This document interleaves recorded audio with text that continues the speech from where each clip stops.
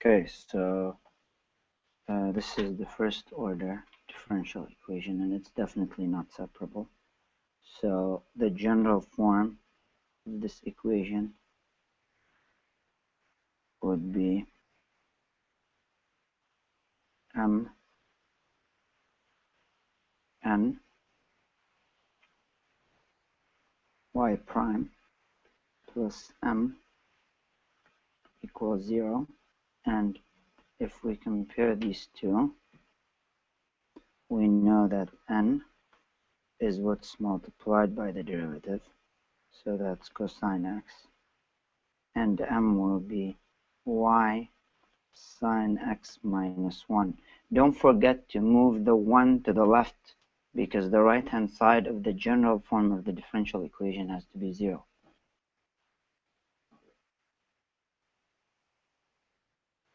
So m is actually y sine x minus 1. And we test if this is exact first.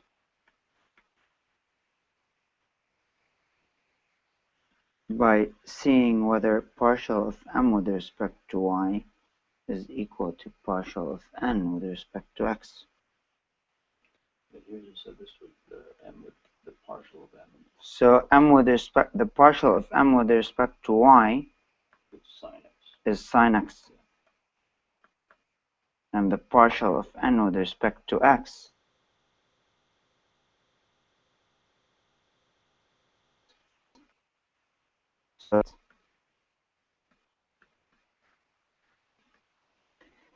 but we can try to make it exact by involving an integrating factor.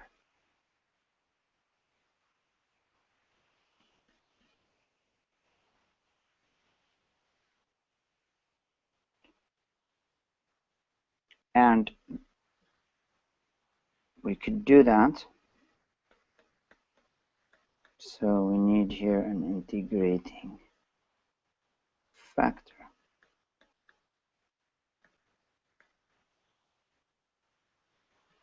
Okay.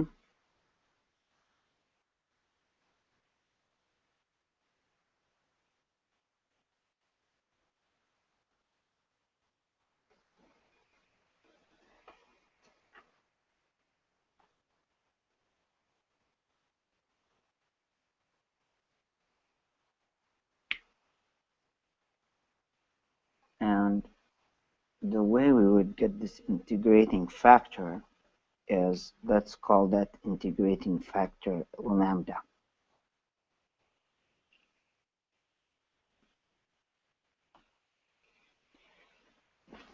And if we were to multiply the differential equation by lambda, we get lambda m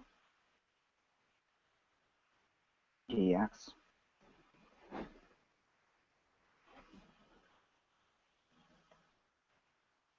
plus m ay equals 0, because the original equation was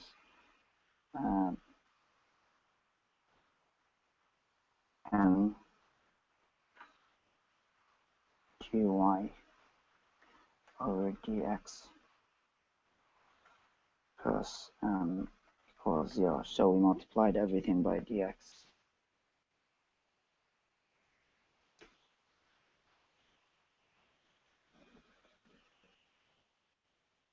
So I'm gonna have to choose some lambda such that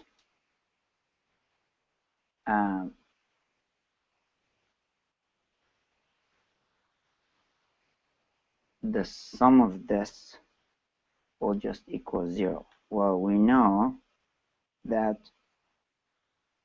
this will be exact only if partial of the integrating factor times m with respect to y is equal to the partial times the integrating factor times n, taking the partial of that with respect to x.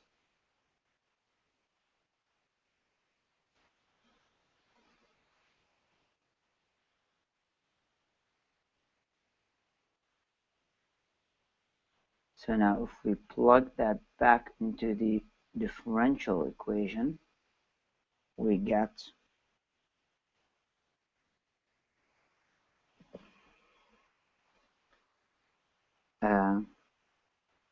partial with respect to y of the integrating factor times m, product rule on that, plus the integrating factor times partial of m with respect to y. What is the out of the integral tangent? Tangent, you turn it into sine over cosine and you do u substitution.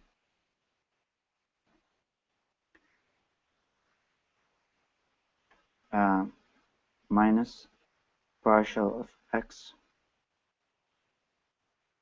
integrating factor with respect to x times n, minus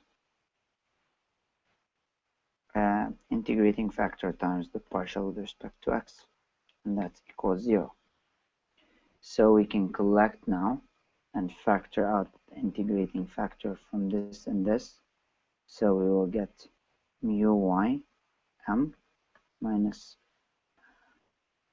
oops, why did I switch to mu here? Okay, well, let's just call that mu then, instead of lambda. The integrating factor mu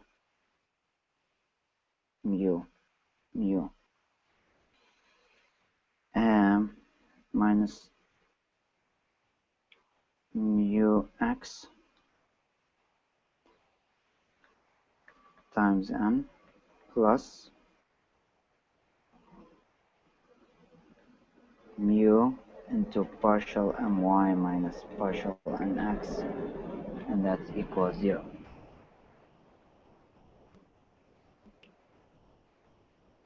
So if we found an integrating factor that satisfies this equation, we know that the equation, the original equation, will be exact.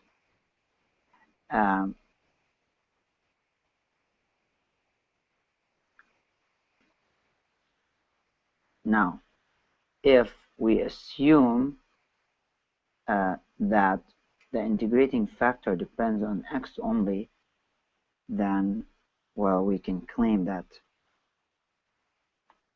Well, I did the u substitution. I got negative 2 ln cosine x over dy. You want to check? You're asking a question, or you got the final answer? I'm asking a question. Yeah, what's the question? Should I have gotten for the 0 I got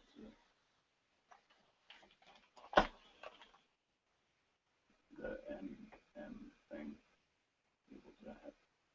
So integrating this with respect to x should get u, should get mu. Oh no, but there's a mu term actually. But what I did, I integrated that. I did with use. I called it to negative 2 du over u.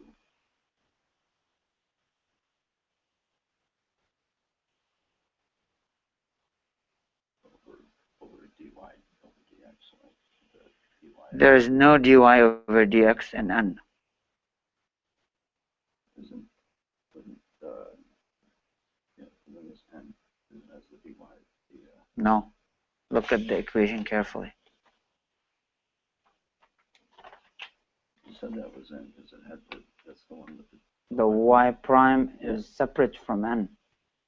What multiplies dy over dx is n, not dy over dx itself. All right, but still, even without that, I got negative 2 ln cosine x.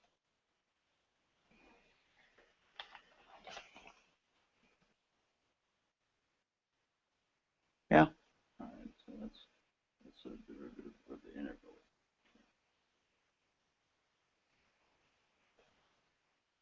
Right. All right. The derivative of tangent. What's it called? The secant. So yeah, that seems to be the right integrating factor. So mu m of y, if we assume that this is only a function of x, is just mu times m of y. which makes mu n partial with respect to x. Now here we need the product rule if this is with respect to x. So we get mu n x plus n d mu over dx. And if we know that those two have to be the same, then du d mu over dx has to equal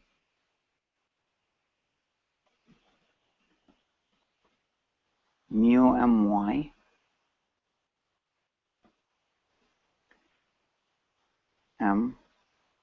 my minus nx over n times mu. And of course, if the integrating factor is only a function of y, we repeat the same process, except we assume that it's only a function of y. So here in this case, we have d mu over dx. So back to the problem now, yeah?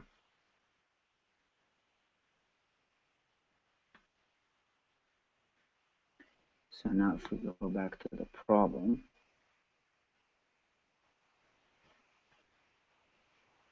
we have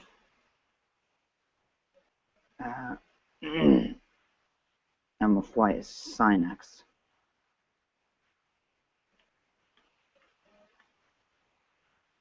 So this was sort of a bit of derivation here to show you how we got the integrating factor when you read through this, by assuming that it's a function of one variable versus the other. Now, if it fails, you can repeat and do the other one. But, you know, here it's assumed to be that. So at this point, we're going back to problem. So partial of m with respect to y is sine x. Partial of n with respect to x is sine x.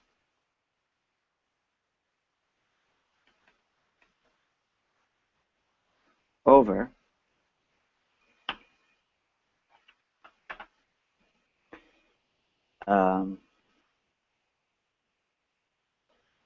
n, which is cosine x, times mu. So we can here separate the variables and say that d mu over mu equals 2 sine x over cosine x dx. And now we can integrate both sides. And of course, this is ln mu equals 2.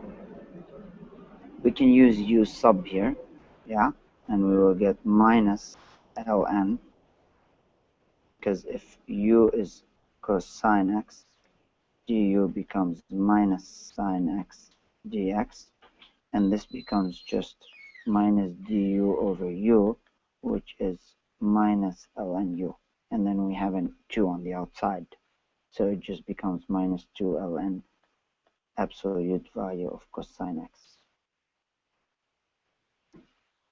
plus c. Now keep in mind what that negative 2 ln cosine x plus c is the ln of the integrating factor. It's not the integrating factor itself, because the other one was d mu over mu. So then we can rewrite this as ln cosine x. We can put this squared here, or minus 2, plus this c, we can rewrite it as ln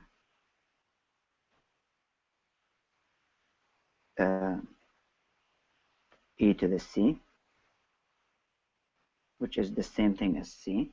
And the reason we could do this so we can combine these two terms together. So this becomes e to the c secant squared x equals ln u. So with this, we can say that the integrating factor is indeed some constant c. E to the c is just another constant. I will call it another c, some different c, secant squared x.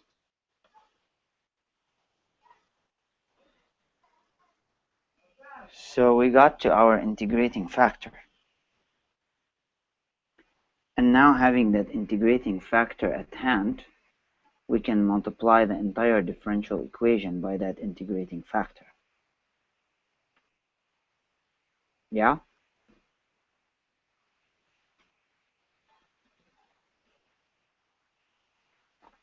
So if we do that, we get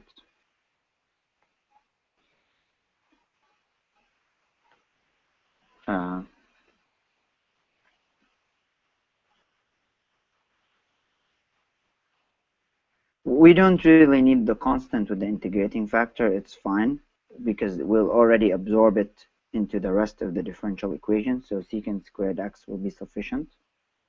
So we get secant squared x dx. Oh, secant squared x times cosine x dy over dx plus y sine x secant squared x minus 1 secant squared x equals 0.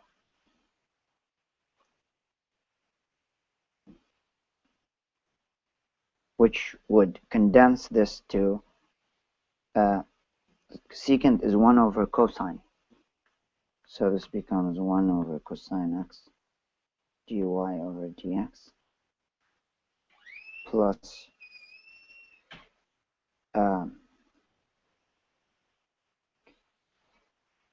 sine x over cosine squared x minus times y minus secant squared x equals 0.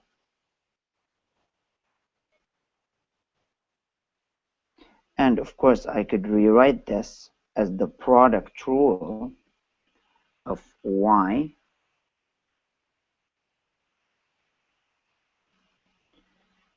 times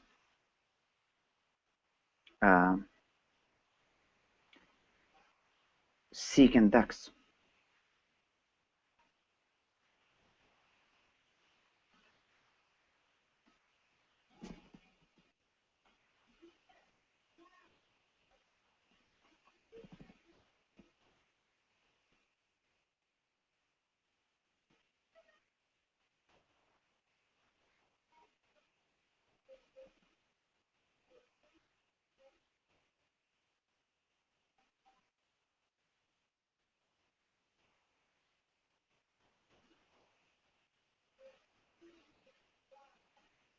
Yeah. Well, let's leave this one here on the right hand side, the other secant squared x.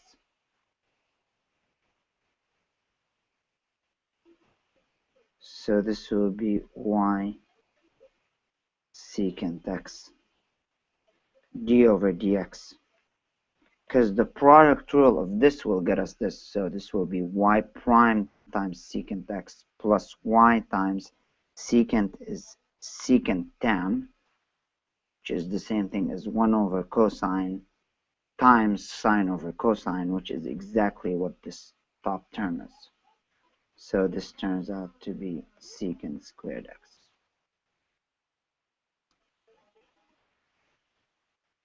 Because the derivative of secant x is secant x tan x, and this is exactly what this is.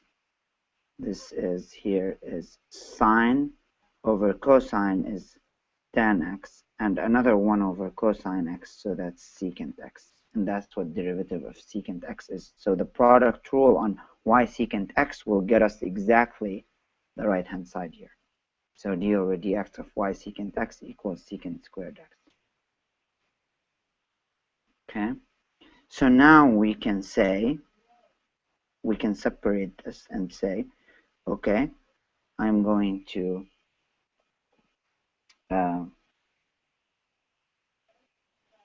integrate both sides.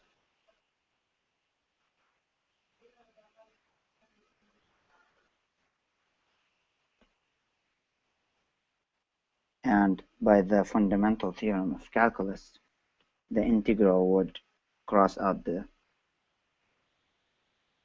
derivative, and we would get y secant x equals the integral of secant squared x dx is nothing but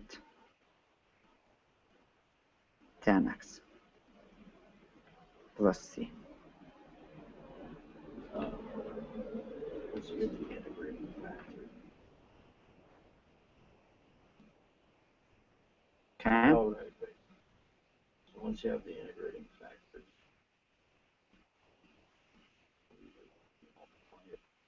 Yeah, you multiply it by the entire differential equation and you try to make it into a product rule. So now I could divide by secant x and I would get tan x, which is sine x over cosine x. And secant is just 1 over cosine x, so I would cancel the cosine x, plus c over secant x. And the final step will be y equals sine x over 1 is just sine x, and 1 over secant x is cosine x, so this will be c times cosine x. And this would be the final answer to this problem. It's a fairly straightforward problem because the differential equation was not exact, and we had to come up with an integrating factor to make it exact. And I had to do some derivation. I didn't use the formula right away, just to show you here through the notes how you can actually think of the integrating factor if you were to derive it from scratch. yeah. That's what I've tried to do, but that does kind of take a while. It's a couple of 3-4 steps, but yeah, but that does it for that question.